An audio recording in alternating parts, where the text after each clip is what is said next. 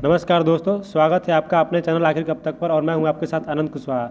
जैसा कि आप सभी को पता है कि बिहार जातीय जनगणना का रिजल्ट आ गया है और उसमें सबसे ज़्यादा यादवों की जनसंख्या है जो कि 14.26% है। और उसके बाद है कुछ कोयरी यानी कुशवाहा समाज के लोग 4.27%, भूमिहार है 2.87%, ब्राह्मण है 3.65%, कुर्मी है 2.87% और मोची और मोची मतलब ST/SC है 5.2%, मुशहर है 3%, राजपूत है 3.45%, बनिया 2.31% और मला 2.6% और मुस्लिम है 17%।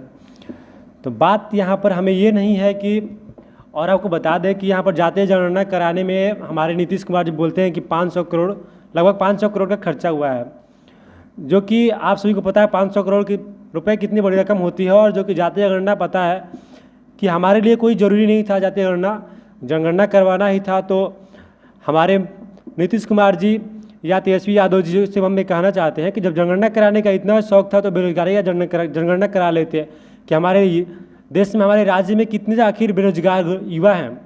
हमारे तो आपने तो बोला था कि हम आएंगे तो हर साल युवाओं को 2 लाख रोजगार देंगे, लेकिन कहाँ है वो रोजगार? अभी आपने परीक्षा लिया, परीक्षा कैंसिल कर दिया। छोड़िए बातें हम बाद में करेंगे कि आखिर नीतीश कुमार जी ने कितना घोटाला किया 500 करोड़ में या नहीं किया, ये बात की बात है। लेकिन आज हम बात करने वाले हैं, मुख्य हमारा पॉइंट्स यही है कि कुशवाहा समाज को आखिर, जो कि उसका 2021 का आप आंकड़ा देखेंगे गूगल पे तो उसका बताएगा कि 9% थे, लेकिन हमारे नीतीश कुमार जी 2023 में उसको घटाकर 4% कर दिए हैं। हमें एक बात नहीं समझ में आ रही है कि हर जाति का जनसंख्या दिन प्रतिदिन बढ़ता जा रहा है, लेकिन कुशवाहा जाति की जनसंख्या हमारे देश में घटती क्यों जा रही है?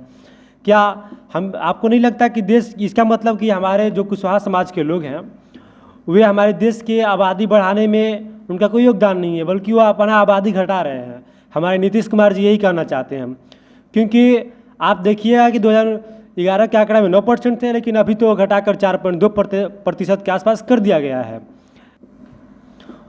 जानते हैं ऐसा नीतीश कुमार जी ने क्यों किया? कुशवाहा समाज के आबादी को क्यों घटाई? क्योंकि उनका लवकुश समीकरण से वो हर बार 20 साल से शासन करते आ रहे हैं बिहार में मुख्यमंत्री के तौर पे। लेकिन इस बार उनके भावी साथी, जिनकी वजह से हर बार CM बनते थे, उपेंद्र कुशवाहा, जिन्होंने अपनी नई पार्टी का गठन कर लिया है और RLJD बना लिया है, जिसका पूरा नाम है राष्ट्रीय लोक जनता दल। वो अब राष्ट्रीय लोक जनता दल को, पार्टी को उपेंद्र कुशवाहा BJP के साथ समीकरण कर लिए हैं, उनके साथ चले गए हैं। और उनको अच्छी तरह से पता है नीतीश कुमार जी को, क्योंकि BJP के प्रदेश अध्यक्ष सम्राट चौधरी हैं जो कि कुशवाहा समाज से आते हैं, और हमारे RLJD नेता उपेंद्र कुशवाहा जी भी कुशवाहा समाज से आते हैं। ये तो सबको पता है। तो उनको अच्छे से पता है यदि हम उनकी रियल आबादी कुशवाहा समाज की बताते हैं तो उन्हें राजनीति में बहुत बड़ा झटका लग सकता है। इनसे उनको हारने के चांसेस, जो कि भी बहुत कम है, वो 100% भी हो सकते हैं। उनको अच्छी तरह से ये बात पता है, इसीलिए उन्होंने कुशवाहा समाज के साथ गद्दारी किया और उन्होंने इसकी आबादी को घटा लिया। क्योंकि एक आंकड़े के अनुसार अगर देखा जाए तो बिहार में अभी कुशवाहा समाज की आबादी 13% के आसपास है। लेकिन पता नहीं हमारे राजनेताओं को क्या हो जाता है कि ये कोई आता है तो चारा घोटाला करके चला जाता है, कोई आता है तो अभी नया नया जाति घोटाला कर रहा है। आखिर हमारे बिहार में चल क्या रहा है समझ में नहीं आ रहा हम लोगों को कि आखिर नीतीश कुमार जी जातिगत जनगणना करें। चले ठीक बात है, आपकी बात से सहमत हूँ मैं, लेकिन कहाँ तक ये सही है कि किसी को आप 14% कर दिए, जो है या नहीं है किसी को नहीं पता। आपने एक जाति को 4% घटा कर दिया, 5% उनका कहाँ छीन लिया आपने? और क्या आपसे मैं एक सवाल पूछना चाहता हूँ आप सभी लोगों से, क्या आपके घर कोई जातिगत जनगणना करवाने के लिए कोई गया था? हमारे यहाँ तो कोई नहीं आया था।